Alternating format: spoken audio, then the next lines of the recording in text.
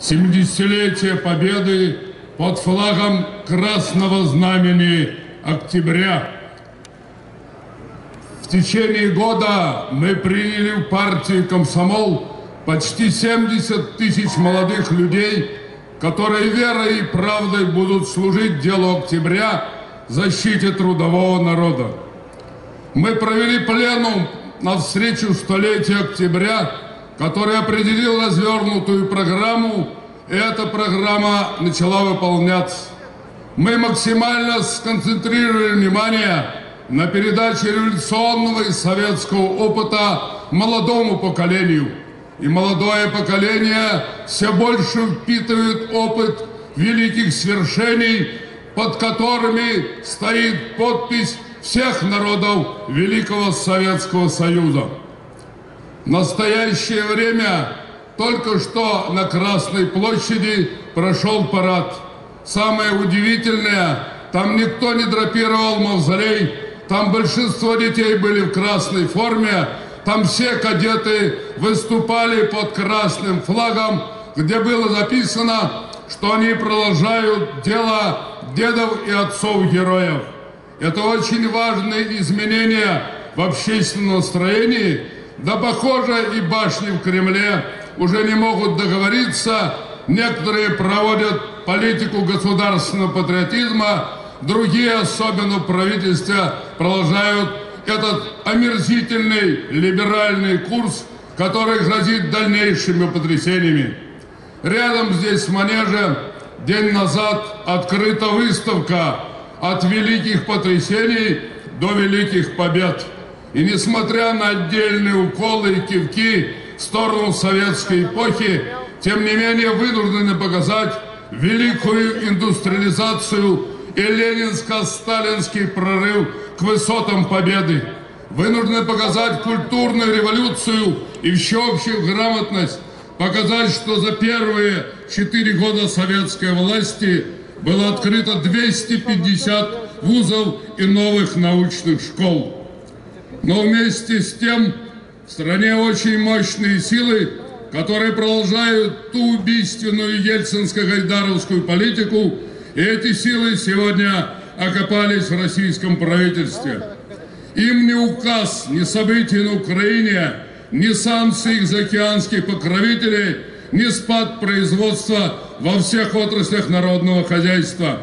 Они и дальше продолжают коверкать страну и уже притащили в Государственную Думу бюджет, в котором нет ничего ни для модернизации, ни для инноваций, ни для будущего страны. На огромную страну всего 15 триллионов рублей, когда бюджет должен быть в 2 раза больше. Но самое печальное, что они не понимают сути прошедших 20 лет и той трагедию, которую страна испытала в лихие 90-е. Нас не взяли фашисты, не сумела покорить Антанта. Мы сколотили великую советскую державу, в основе которой лежал труд, дружба народов и справедливость. Но нас расколотили после 91-го года, когда объединили русофобию, антисоветизм и помножили на американские либеральные экономические реформы, когда надо отдать всю собственность наглым очередным хозяевам, которые оказались перед лицом кризиса абсолютно беспомощными. Эта политика разрушила советскую страну. Она уничтожила почти 80 тысяч предприятий. Она подожгла войну на Украине.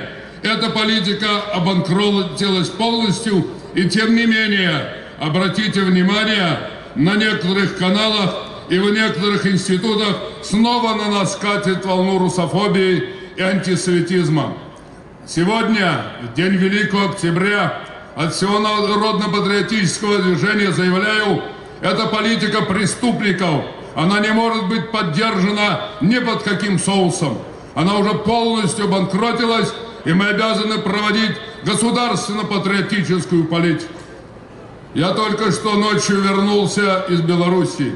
Там вчера Александр Григорьевич Лукашенко вступил в должность президента.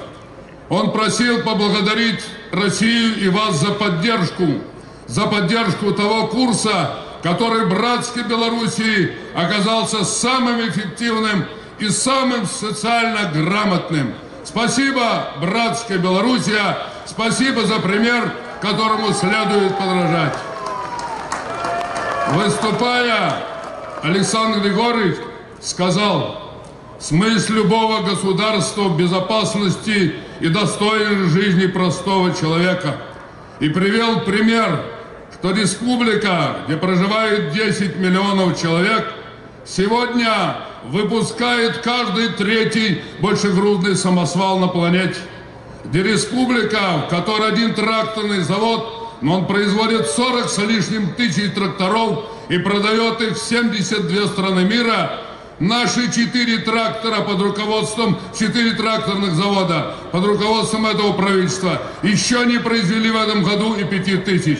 Республика производит великолепные машины, их МАЗ Евро-6, это уже космический корабль, который соответствует самым лучшим мировым стандартам.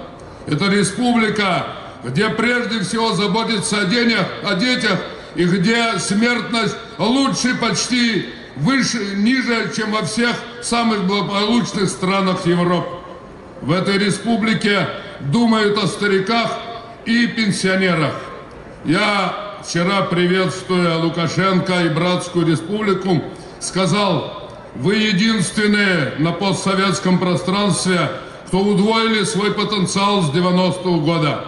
Вы единственные, кто провел референдум и сохранили двуязычие. Вы единственные, кто не перекрыл ни одного канала телевидения, хотя довольно вас часто ругают и спрягают. Вы единственные, куда бегут, а не откуда бегут.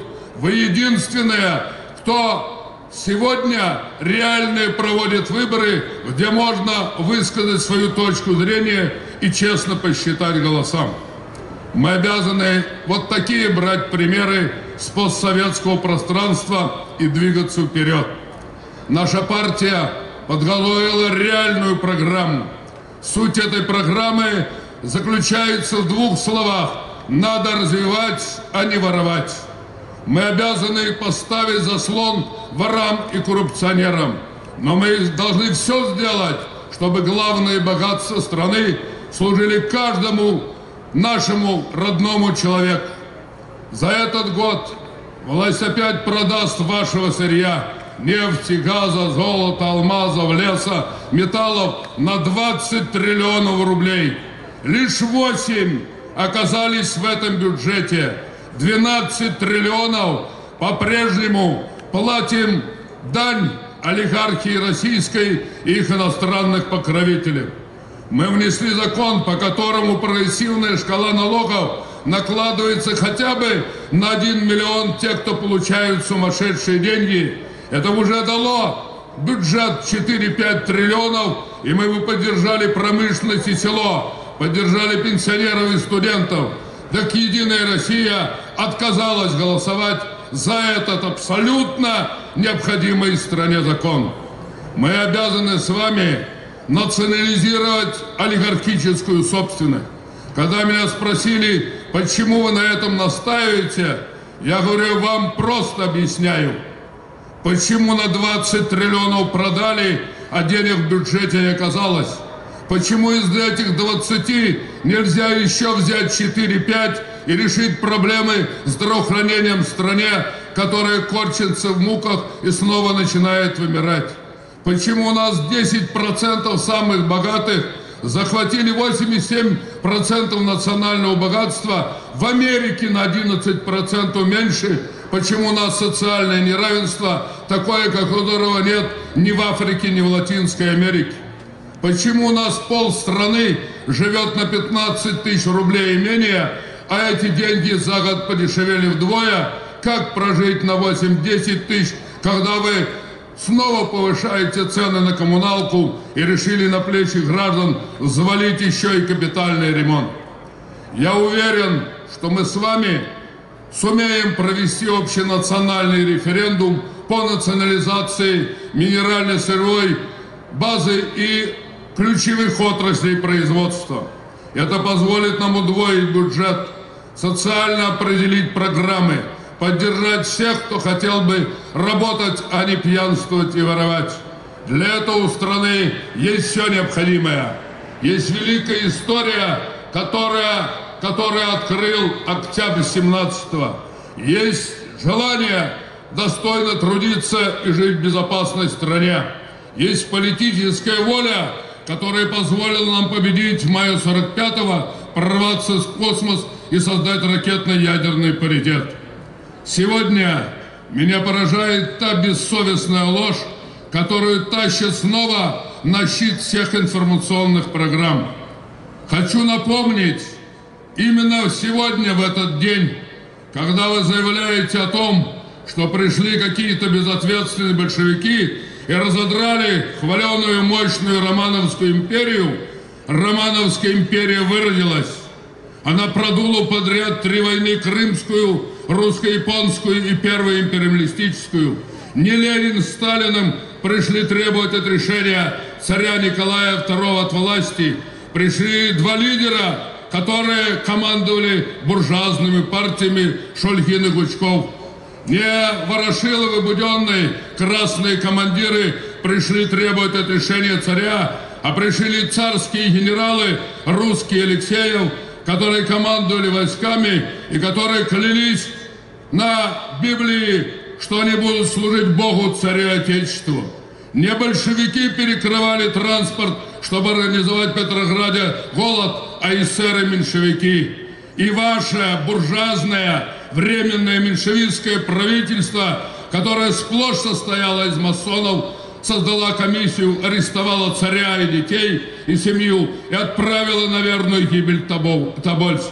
Вы отдавали эти приказы, вы сегодня стонете и не хотите отвечать перед историей, перекладывая на плечи народа и большевиков новые тяготы и свое неумение управлять.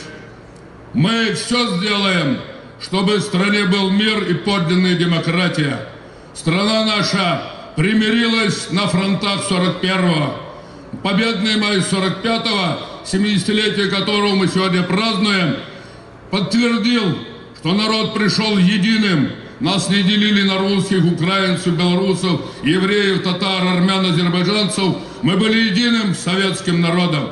Мы победили потому, что за этим стояла советская власть, власть трудящихся. Пока вы не научитесь выговаривать это, в том числе и на Красной площади, у вас не получится никаких реформ и преобразований. Народ сегодня требует народной власти. Она назрела, и мы должны все сделать, чтобы в ближайший год на выборах всех уровней доказать: народ может побеждать, когда он проявляет волю и мужество. Так же, как побеждает сегодня белорусский народ, как победил наш губернатор в Иркутске, как победил наш мэр в Новосибирске. Все они вам передавали свои поздравления и наилучшие пожелания. Да здравствует Великий Октябрь, да здравствует народ-труженик, да здравствует народ-победитель. Ура! Геннадий Андреевич, у нас есть традиция. За последний месяц, предоктябрьский, предреволюционный, в партию вступило большое количество новых бойцов, много молодежи. Я вот в своих руках не держал, по-моему, такого количества еще партийных билетов ни на одной из наших акций и митингов. И еще даже, да? Значит, Агаев, портрет вручается Агаев Мехти Руслановичу.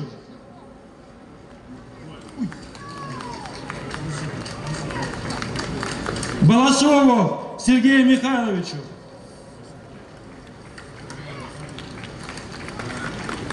Булгучеву Адаму Михайловичу. Одни наши двое.